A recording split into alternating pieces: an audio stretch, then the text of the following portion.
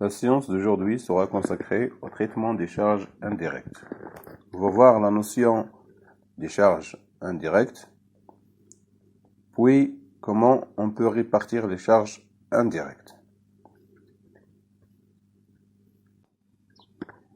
Qu'est-ce qu'une charge indirecte et qu'est-ce qu'une charge directe?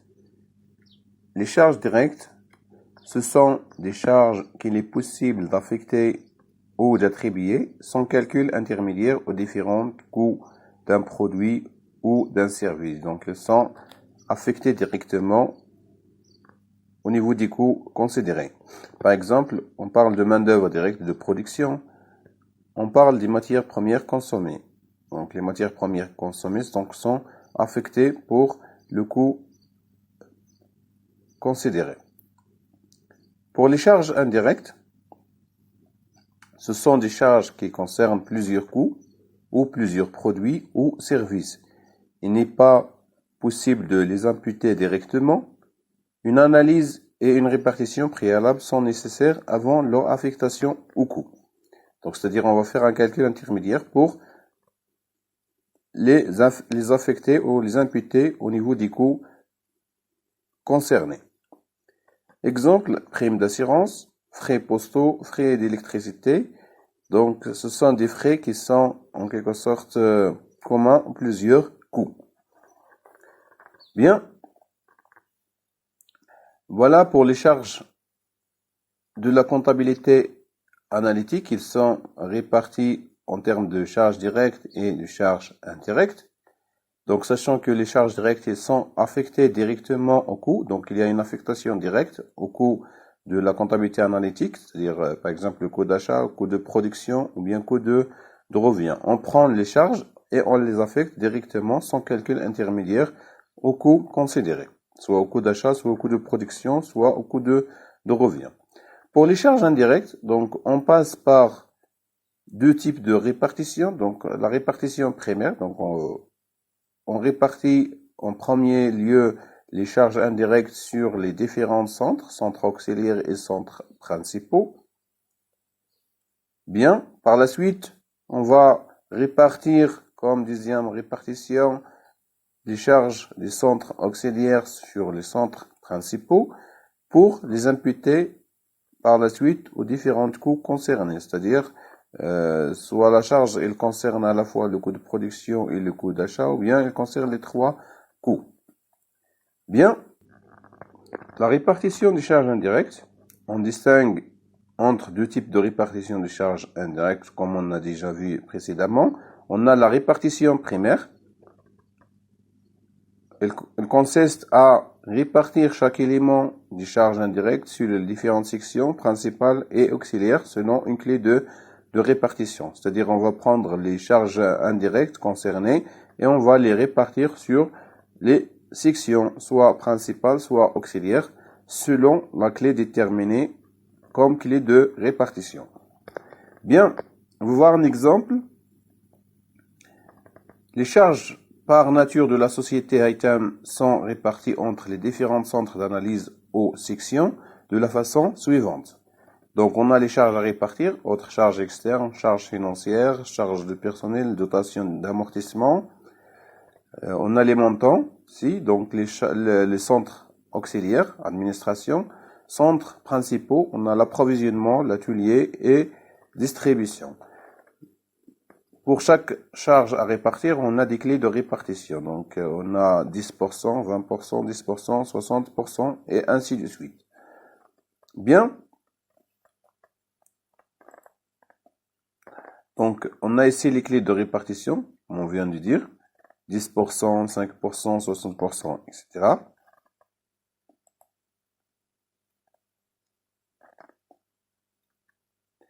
Comme travail à faire, on vous demande d'effectuer la répartition primaire, puis calculer les totaux de la répartition primaire. Donc, on a le tableau de répartition des charges indirectes comme suit. On a les autres charges externes. Donc, on va prendre le montant qu'on a ici, 10 600, multiplié par 10% comme clé de répartition pour l'administration. on a 1060 et on multiplie le même montant sur la clé de répartition qui concerne l'approvisionnement, l'atelier et la distribution, on aura les montants suivants. Et on fait la même chose pour les autres types de charges financières, charges de personnel, dotation, puis on met un total de répartition primaire.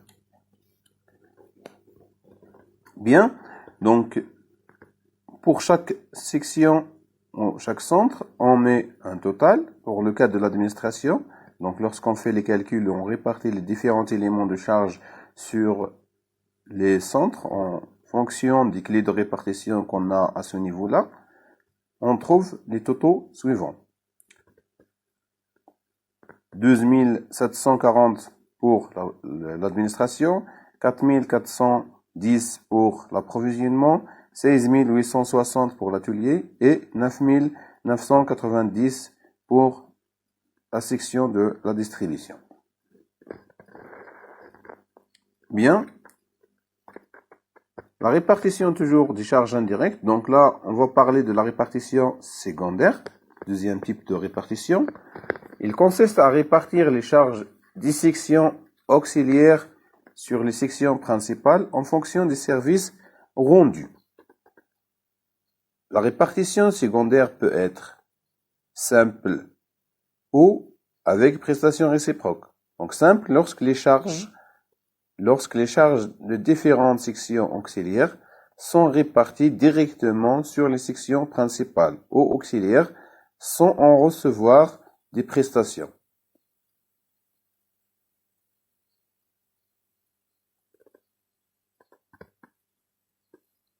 Elle peut être avec prestation réciproque lorsque les sections auxiliaires s'échangent mutuellement des prestations. C'est-à-dire lorsqu'on a un échange de prestations entre les centres auxiliaires. Reprenons l'exemple 1. On va traiter la répartition secondaire. Le premier cas, répartition secondaire simple. On vous demande comme travail à faire d'effectuer la répartition secondaire, sachant que les frais du centre administration se répartissent sur les centres principaux selon la clé de la répartition suivante. Donc on a 30% pour l'approvisionnement, 40% pour l'atelier et 30% pour la distribution. Bien. En reprenant le tableau suivant, c'est-à-dire on a les charges à répartir, reprenons le total de répartition primaire, 44 000 dirhams. Donc chaque centre, on a le total correspondant. On va prendre la répartition secondaire simple, c'est-à-dire on va multiplier le montant de l'administration, donc on a 12 740, multiplié par 30%, pour retrouver la valeur à répartir sur le centre approvisionnement. Donc on a 3822. Et on fait la même chose, c'est-à-dire en reprenant le montant 12 740 multiplié par 40% pour l'atelier et 30% pour la distribution. On a le total de la section approvisionnement 4410. On va ajouter le montant de répartition secondaire 3822. On retrouve 8232. Voilà. Pour le cas de la section auxiliaire, on a 12 740. On va répartir ce montant, c'est-à-dire on va retrancher ce montant. Donc la valeur de charge pour la section auxiliaire après la répartition secondaire est égale à 0. C'est-à-dire on a réparti totalement le montant correspondant à la section auxiliaire sur les centres principaux. Voilà, donc puis on calcule les totaux pour les autres sections, de 21 956 pour l'atelier et 13 812 pour la distribution. Bien, pour le deuxième cas, on va reprendre un exemple de la répartition secondaire avec des prestations réciproques. Donc, la clé de répartition secondaire des charges indirectes de l'entreprise Adam est la suivante. On a totaux de la répartition primaire et on a les centres. Ici, on a deux centres, administration et entretien. Pour les centres principaux, on a le centre approvisionnement, atelier, distribution. Puis, on a les clés de répartition. On vous demande comme travail à faire de calculer les prestations réciproques entre les centres auxiliaires, administration et entretien, puis d'effectuer la répartition secondaire. On a un échange de prestations entre les deux centres auxiliaires, administration et entretien. L'administration, elle prend 15% de l'entretien et l'entretien prend 10% de l'administration. Donc, le montant à répartir pour l'administration est égal à 50 400 plus 15% de l'entretien. Pour l'entretien, on a 43 200 plus 10% de l'administration. D'où on aura un système d'équation suivant. Administration égale 50 400 plus 15% de l'entretien. L'entretien est égal 43 200 plus 10% d'administration. Si on fait la résolution de ce système d'équation, on a admin est égal 50 400 plus 15% multiplié par 43 200 plus 10% administration, c'est-à-dire en remplaçant l'entretien par sa formule. En développant les calculs, on trouve que l'admin est égal à 56 880 divisé par 0,985. Donc, l'administration égale 57 746,19 dirhams. Et l'entretien égale 48 974,62 dirhams. Bien. Le tableau de répartition des charges indirectes se présente comme suit. Donc, on a totaux de la répartition primaire, donc ce qu'on a déjà au niveau des données. Pour la répartition de secondaire, donc on a l'administration, donc ce qu'on a trouvé, on a trouvé le montant de 57 746,19 et 15% de l'entretien, voilà. Puis on a 10% de l'administration, donc c'est-à-dire 57 746,19 multiplié par 10%, on a 5 774,62.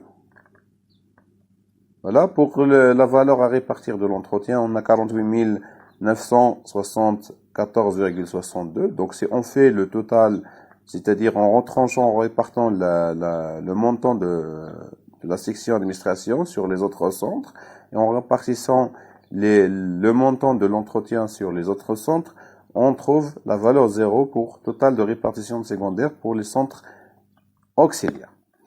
Pour les centres principaux, donc en reprenant la valeur à répartir de la section auxiliaire sur les autres sections, on retrouve bien sûr les valeurs suivantes, suivant les clés de répartition appliquées. Pour le total de répartition secondaire pour la section approvisionnement, en reprenant le total de la répartition primaire plus ce qu'on retrouve au niveau de la répartition secondaire pour les deux sections. Donc, c'est-à-dire 17 323,86 plus 4 897,46. Donc, on retrouve la valeur de 77 221,32. Et on fait la même chose pour l'atelier et pour la distribution et on retrouve les valeurs suivantes. Bien. Voilà. Donc ce qu'on a pour l'atelier également.